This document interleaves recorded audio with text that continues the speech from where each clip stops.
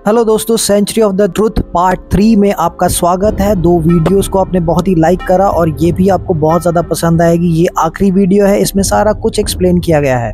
तो दिमाग में से ज़िंदगी की टेंशन का बोझ कम करना है तो ये बात हमेशा याद रखिए। It is so simple to be happy but it is so difficult to be simple. दोस्तों, ये छोटी छोटी बातें हैं जो मायने रखती हैं। किसी बड़ी खुशी के, किसी बड़ी उपलब्धि के इंतज़ार में हम ये छोटी छोटी खुशियों के मौके खो देते हैं। बड़ी खुशियों के मौके 10-20 होते हैं और ये जो छोटी छोटी खुशियों के मौके हैं ये लाखों हज़ारों हैं। और बड़ा पाने के लालच में हम लाखों छोटी खुशियों के पल गवा देते हैं अपने हाथों से। ऐसा मत कीजिए, क्योंकि दिस इज़ अमेजिंग। हातिम ताई की एक मूवी देखी थी मैंने बचपन में। इसमें एक डायलॉग था, एक बार देखा है दूसरी बार देखने की तड़प। Travel travel and travel. अभी भी मेरा दिल कर रहा है कि उसके अंदर जाऊँ, फिर से आऊँ। Till next time, bye।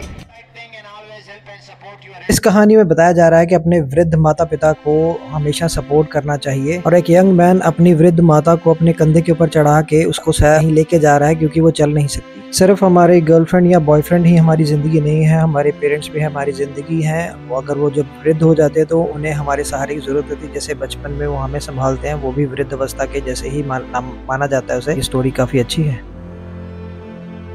कलाकार ने दूसरी तरफ ऑपोजिट साइड और ऑपोजिट सोसाइटी का पार्ट बनाया हुआ है कि उस सोसाइटी से किस तरह से ये सोसाइटी ऑपोजिट है। अलग अलग कहानियां हैं, वो इस तरह से बयां की गई हैं कि हर कोई इंसान एक दूसरे से अलग दिखाई दे रहा है। Different looks, different culture, different religion and different opinion. और इस ओपिनियन की डिफरेंस के वजह से और सोच के विपरीत होने के कारण या अलग होने के कारण वो एक दूसरे से ही लड़ते रहते हैं। सो ये सोसाइटी जो आप देख रहे हो ये डिस्क्रिमिनेशन से भरी हुई है, ये पीसफुल नहीं है, इनमें शांति नहीं है, ये खुश भी नहीं है। अब कलाकार ने एक पिलर पे एक और तरह की कहानी को उकेरा है जो कि डिफरेंट रिलीजन वाले हैं, लेकिन यहाँ पे शांति है। ये शांति क्यों दिखाई दे रही है हमें? ये वो सोसाइटी को दिखाया गया है जहाँ पे हम डिफरेंट ओपिनियंस को सुनते हैं, एक्सेप्ट करते हैं। पीसफुल एंड गुड सोसाइटी को सिंबलाइज किया गया है। और नेक्स्ट पिलर के ऊपर society of full of justice है। इसमें दिखाया गया कि एक पिता अपनी प्रॉपर्टी को अपने बच्चों के अंदर बांट रहा है, तो कोई फर्क नहीं पड़ता वो लड़का है या लड़की है, सब में बराबर का डिस्ट्रीब्यूशन किया जा रहा है।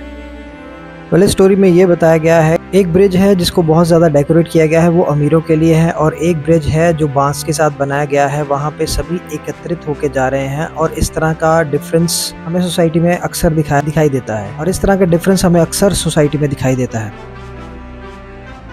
ये तीसरी तरह की कहानी है जहाँ पे लोगों ने एक दूसरे के साथ अपनी कश्ती को टकरा कर उसे ध्वस्त कर दिया है, उसे तबाह कर दिया है। इसमें ये भी दिखाया गया है कि वहाँ पे 2 कपल ऊपर एक दूसरे से लड़ रहे हैं, वो भी बीच बाजार के अंदर। तो इस तरह की सोसाइटी भी पीसफुल सोसाइटी नहीं है।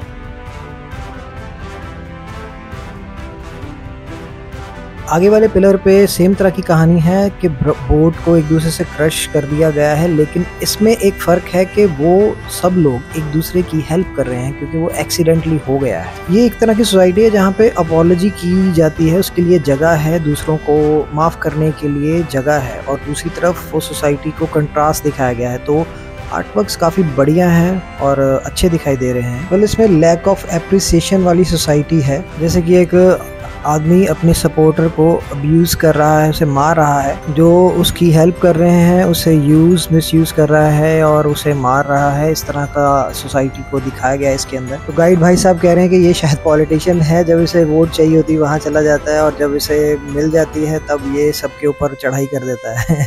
और ऊपर दिखाए जा रहे हैं सुपर रिच बिजनेसमैन जो सारे धनराशि को एक जगह पे इकट्ठा करके रखते हैं अपने पास, लेकिन वो सोसाइटी को देना नहीं चाहते। तो गाइड भाई साहब काफ़ी समझदार भी लगते हैं क्योंकि कह रहे हैं कि 70% लोग ऐसे ही उनके पाँव में गिरे रहते हैं, वो 30% अमीरों के, और सारी धनराशि उन्हीं के पास इकट्ठी हो जाती है। और देखो उसने हाथ ऊपर करके रखे हुए हैं, वो किसी को दे नहीं रहा है। आगे है जो सोसाइटी वो दिखाई जा रही है कि ग्रेटिट्यूड से भरी हुई है। आसपास के लोग अपने एल्डर को रिस्पेक्ट दिखा रहे हैं, वो नेचर को टेक केयर कर रहे हैं और ट्रीज प्लांट कर रहे हैं। तो दोस्तों 2 तरह की सोसाइटी हैं, गुड एंड बैड। आप किस तरह की सोसाइटी में रहना चाहोगे कमेंट में ज़रूर बताना और सब्सक्राइब कीजिए, क्योंकि बहुत सारे लोग देख के चले जाते हैं, सब्सक्राइब नहीं करते। लेकिन जब आपका दिल करेगा कर लेना। It's free. और यहाँ पे मोटिवेशनल चीज़ें भी बताई जाती हैं, आपको बताया जाता है कि ट्रिप पे किस तरह से आप इंजॉय करो और ज़रूर जाना क्यों चाहिए। सो और ज़्यादा मोटिवेशनल वीडियो के लिए जॉर्ज व्लॉग 2024 को याद रखना। तो गाइड भाई साहब के साथ काफ़ी अच्छा रहा सफ़र ये, और इसी के साथ ये थर्ड पार्ट भी यहाँ पे समाप्त होता है। लेकिन आपको कुछ और ज़्यादा पोर्शंस यहाँ पे बताए जाते हैं कि कहाँ पे आप फ़ोटो क्लिक करोगे, और वहाँ पे बहुत ही बढ़िया आएगी वो फोटोजेनिक जगहें हैं। यहाँ पे एक मैप है, और बुक में अपना कमेंट या कॉम्प्लीमेंट के लिए भी बोला जा रहा है गाइड के थ्रू। सो ये है हमारे हिंदी इंग्लिश गाइड, जिसका LODI नाम है इनका। थिंक सो ये इंडिया से हैं, पता नहीं कहाँ से हैं, लेकिन हिंदी बड़ी अच्छी बोल लेते हैं और समझते भी हैं।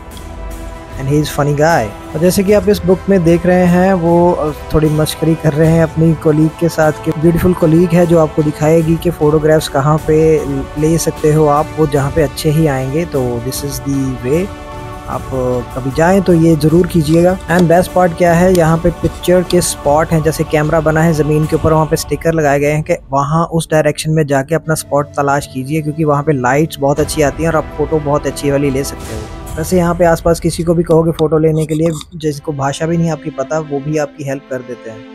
मैंने भी की थी लोगों की। तो गाइड भाई साहब बहुत अच्छे थे, लेकिन मुझे सब जगह कवर करना था, और मुझे थोड़ा सा ऐसे लगा कि मुझे वो जैसे टिप के लिए कह रहे हैं कि उन्हें देनी चाहिए अपने, वो थोड़ा थैंक्स या ग्रेटिट्यूड शो करना चाहिए, लेकिन मैं वो कर नहीं पाया क्योंकि इतना कुछ था कवर करने के लिए, मतलब आप सोच नहीं सकते। अगर आप वहाँ पे होते या मेरी जगह पे होते तो इट इज़ अमेजिंग। एनीवे, इसी सफ़र के साथ हम आगे चलते हैं, आपको और ज़्यादा जगहों के बारे में दिखाता हूँ। थैंक यू सो मच दोस्तों, मैंने सुना है कहीं पे भी झुकने की कला सीखो, जहाँ पे तुम कुछ विराट देखो। और ये तो इस तरह का मैन मेड है कि यहाँ पे आपको उनकी मेहनत के आगे सर झुकाना ही होगा। कभी ट्रैवल करो तो हिमालय की तरफ जाओ तो उनको देखकर अपने घुटनों पे झुक जाना, क्योंकि झुक ही जाना पड़ेगा तुम्हें। जब वो प्रकृति का वो नज़ारा देखोगे, तुम्हें पहाड़ के आगे खड़े होके लगेगा कि पहाड़ क्या होता है मायने में। कुदरत के नज़ारे देखकर या हिमालय देखकर या इस तरह की कलाकृतियाँ देखकर आपके अंदर अगर झुकने का भाव नहीं आया तो आप शायद इंसान ही नहीं है, आपके अंदर वो संवेदनशीलता नहीं है। थाईलैंड बहुत लोग आते हैं, ठीक है, मौज मस्ती रंग रलियां मनाओ, लेकिन उसके बाद खालीपन में क्या करोगे तुम? एक्सप्लोर करो, नई नई चीजें देखो जो इंसान ने बना रखी हैं। इंसान ने इंसान की एबिलिटी को ही चैलेंज करके उससे भी ऊपर चला गया है। मान लो कहीं ट्रैकिंग पे जंगल में गए हो तो उसकी हरियाली देखो, उसकी मिट्टी की सुगंध जो आती है तुम्हें एक जिंदा इंसान बनाएगी। प्रकृति के ये नज़ारे देखकर भी अगर तुम्हारी बाहें फैली नहीं उसको गले लगाने के लिए, झुकने के लिए मन नहीं हुआ, तो तुम्हें मनुष्यता शायद नहीं है। तुम्हारे जीवन में कविता नहीं है, तुम इस टेक्नोलॉजी के गुलाम हो। इसके मायने ये भी हैं, शायद तुम्हारे पास हृदय नहीं है, दिल नहीं है जो धड़कता हो। तुम AI के जैसी सिर्फ एक मशीन हो जो कला तो बनाती है लेकिन उसमें जान महसूस नहीं होती। मनी महेश ट्रैक पे जाके रात को आकाश देखकर कभी उन्हें नमस्कार करने का मन नहीं होता। ये नज़ारा मैंने अपनी आंखों से देखा था, पूरी आकाश गंगा मेरे सामने और मैं उसके नीचे खड़ा, सिर्फ मैं। अगर आपको ऐसा महसूस नहीं होता तो शायद आप होश में नहीं हो, आप ये रील्स की बेहोशी में जी रहे हो। ये व्लॉग थोड़े और तरह के हैं मेरे दोस्तों, शायद तुम्हें अंदर से छूने के लिए। वेल फ्रेंड्स, एक ही चीज़ है, मस्ट वॉच। फाइन आर्ट्स या आर्ट्स में, आर्किटेक्ट में कोई भी इंटरेस्ट रखता है तो उसे ये वाला टेम्पल ज़रूर देखना चाहिए जिसमें एक भी नेल कील नहीं लगा। उसकी जो डिज़ाइन है वुड को कनेक्ट करने का, that is totally different, old, ancient and unique. और उस तरह से अभी काफ़ी ज़्यादा टेबल्स, चेयर्स डिज़ाइन किए जा रहे हैं जो कि वुड ब्लॉक्स के साथ बनते हैं रिवर्स होके। आप इस वीडियो को पूरा देखेंगे तो आपको समझ आएगा। और एक मीनाकारी की गई है, आई मीन इनके एक चीज़ पे यार, मतलब जहाँ देखो आपकी नज़र नहीं हटेगी, दैट्स वेरी श्योर। शायद मेरी बात सुनकर आपको थोड़ा अजीब लगा होगा पीछे वाली, जो मैंने बोला कि थाईलैंड आके सिर्फ आप अय्याशी या घूमने फिरने या मस्ती के अलावा या क्लबिंग के अलावा और क्या ही करोगे, तो एक्सप्लोर करो। लेकिन दोस्तों, इसके साथ एक सच और है जो ज़िंदगी का कड़वा सच है। दोस्तों, तुम मस्ती की बात करते हो, क्लबिंग की बात करते हो, प्रेम भी 24 घंटे नहीं किया जा सकता। वो भी तुम्हें टॉक्सिक लगेगा, जहर लगेगा, तुम्हारा मन उब जाएगा उससे। संभवतः दो प्रेमी अपने साथ एक दूसरे के साथ झगड़ा करके एक दूसरे से दूर हट सकते हैं। वो दूर हटने के कारण ही पास आने का बहाना मिल जाता है, उपाय हो जाता है। और अगर वो पास ही पास बने रहें तो एक दूसरे से बोर हो जाएंगे, जो कि अक्सर हो जाते हैं। पास होना एकदम टॉक्सिक सा, बोरिंग सा हो जाएगा। फिर आपके पास भागने के अलावा, उससे बचने के अलावा और कोई रास्ता नहीं रहेगा। दूरी तो ज़रूरी है, वही पास आने का एक मैग्नेटिक आकर्षण पैदा करती है आप में। फिर पास आना सुखद सा मालूम होता है, अच्छा लगता है। तो जिस तरह लड़ने के बाद आप फिर से पास आते हैं अपनी प्रेमिका के या प्रेमी के, और आप उससे और ज़्यादा आकर्षण महसूस करते हैं, तभी वो चीज़ें हो पाती हैं। इसी तरह दोस्तों, आप कहीं पे भी ट्रैवल करने जाओ या ज़िंदगी में कहीं पे भी हो तो 24 घंटे यैशी नहीं हो सकती। 24 घंटे इंसान दारू नहीं पी सकता, क्लबिंग नहीं कर सकता। इस तरह से है कि मुट्ठी एक बंद की है आपने ज़ोर से, तो कितनी देर तक कर सकते हो, वो ज़्यादा देर नहीं होगा। इसीलिए जब ट्रैवल करने के लिए आओ तो मेरी सलाह ये है कि सब करने कराने के बाद, अपने कर्मकांड करने के बाद एक्सप्लोर ज़रूर करो। जो उस जगह पे आए हो उसके खाने वगैरह देखो, खा के देखो कैसे हैं कैसे नहीं हैं। वो जगहें देखो जो बहुत ही ज़्यादा फेमस हैं, तो किसी कारण से होगा, तुम्हारे एक व्यक्ति के ना कहने से वो जगह खराब नहीं हो जाती। और उसे देखने का भी एक ढंग है। अगर तुम उसे क्लब के जैसे देखोगे तो तुम्हें बोरियत के अलावा तुम्हें और कुछ नहीं मिलेगा, और शायद तुम्हारी अभी IQ लेवल बहुत ही ज़्यादा लो है।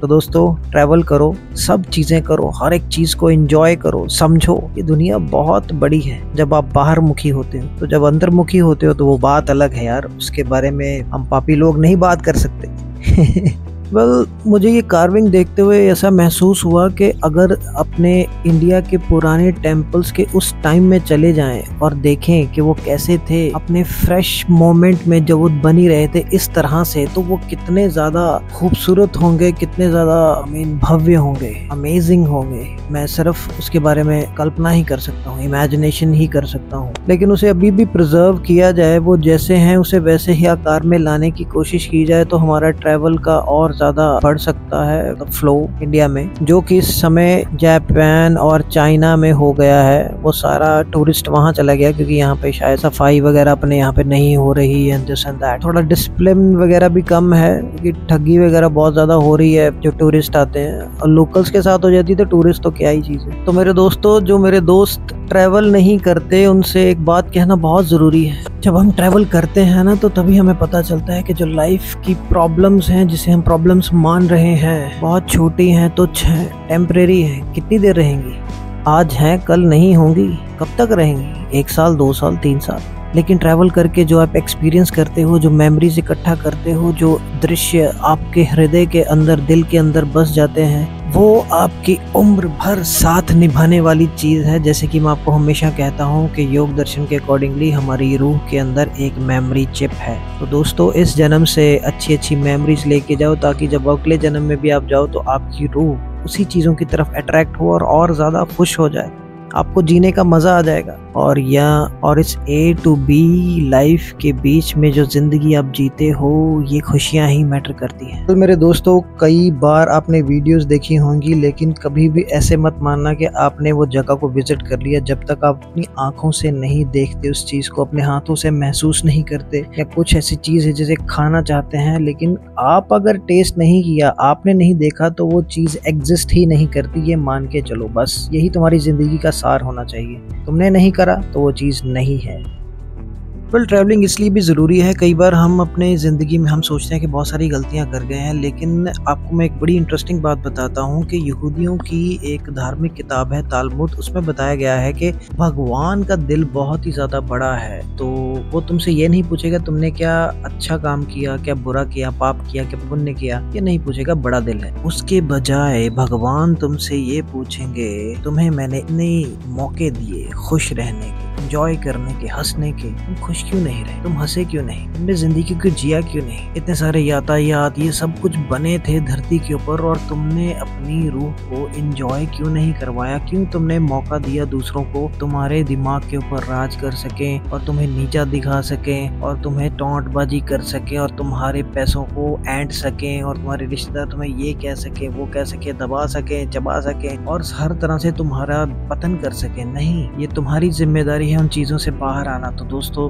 मेरी मानो तो ज़रूर घूमना, एकदम माइंड फ्रेश हो जाता है। वो जो तुम्हारा डर है ना वो सब निकल जाएगा और बढ़िया से अपने लिए अच्छे बढ़िया होटल्स में बुकिंग करवाओ, बढ़िया फ्लाइट्स में जाओ, बढ़िया पहले ही कैब वगैरह बुक करवाओ, तुम्हें कोई प्रॉब्लम नहीं होगी यार। ट्रैवल वेल दोस्तों, वो तालमुत जो किताब है वो यही कहती है कि जिंदगी का सबसे बड़ा पाप ये है कि जिंदगी के सारे अवसरों को, सारी खुशियों को ऐसे ही आंखों के सामने से निकल जाने दे। ऐसा मत करो दोस्तों बात तो ट्रैवल की हो रही है, लेकिन ट्रैवल की बात करते करते एक मुझे शेर याद आ गया कि जिंदगी से बड़ी सजा ही नहीं, जिंदगी से बड़ी सजा ही नहीं, और क्या जुर्म है हमारा ये पता ही नहीं।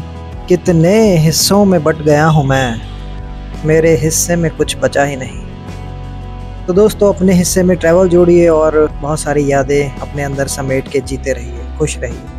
तो दोस्तों इमेजिनेशन की दुनिया बहुत ही खतरनाक है। जब आप बहुत ज़्यादा लोगों से मिलते हैं, घूमते हैं, ट्रैवल करते हैं तो आपको अजीब अजीब तरह के ख्याल आते हैं। कई बार ऐसे भी लगता है कि कुछ दोस्त आपके घर में आ जाएं और आपका बैग निकालें, आपके कपड़े उसमें रखें, आपको तैयार कर दें, और आपका बैग निकालें, आपके कपड़े उसमें रखें, सब कुछ तुम्हारे लिए सब एडजस्ट कर दिया है, बड़ों को मना लिया, और साथ में ये भी कहे कि पैसे की चिंता मत कर, सब खर्चा मैं करूँगा, डोंट वरी अबाउट इट। तो दोस्तों ऐसे ख्याली पुलाव अगर आपको आ रहे हैं तो ऐसा सच नहीं होता। तो अपने लिए पैसे को थोड़ा सेविंग करके रखिए, थोड़ी इन्वेस्टमेंट भी कीजिए, और उसके साथ अपनी ज़िंदगी में रंग भरिए, घूम फिरिए, क्योंकि एक ही जगह पे जा के आप बोर हो चुके होंगे और लुब्रिकेट करने के लिए, अपने माइंड को तेल देने के लिए कहीं और जाना ही पड़ेगा आपको।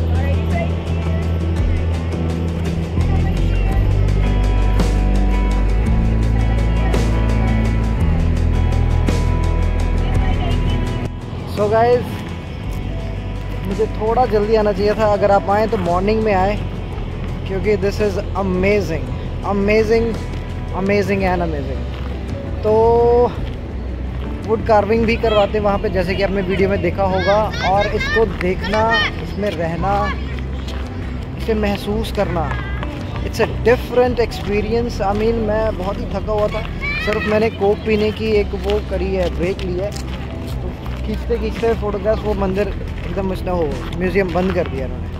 अभी भी मेरा दिल कर रहा है कि उसके अंदर जाऊँ, फिर से आऊँ। Till next time, bye.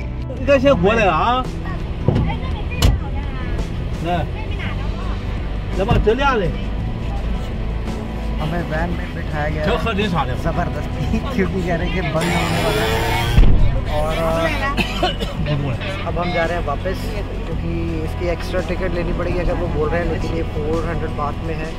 Guarantee मज़ा आएगा। कैसा मज़ा आया? आप तो चाहते थे कि आना यहाँ पे। इतना मज़ा आया कि बता नहीं। लाइफ में अगर किसी ने ज़िंदगी जीना है ना, घूम के जाओ, पैसा किसी काम का नहीं है। और जॉर्ज के साथ ट्रिप करो, जॉर्ज के साथ ट्रिप करो। Many people came here. Pick up George. चलो भाई आना चाहिए, it's very nice, must watch, must.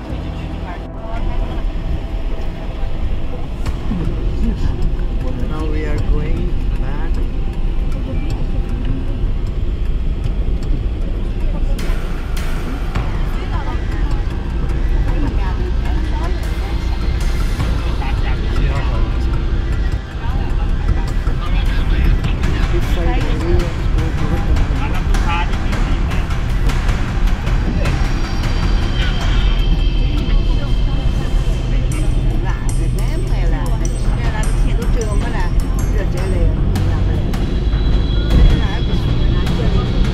This is I'm outside of this museum. तो एक्सपीरियंस बताना चाहूँगा। हातिम ताई की एक मूवी देखी थी मैंने बचपन में, उसमें एक डायलॉग था, एक बार देखा है दूसरी बार देखने की तड़प है। It is like that.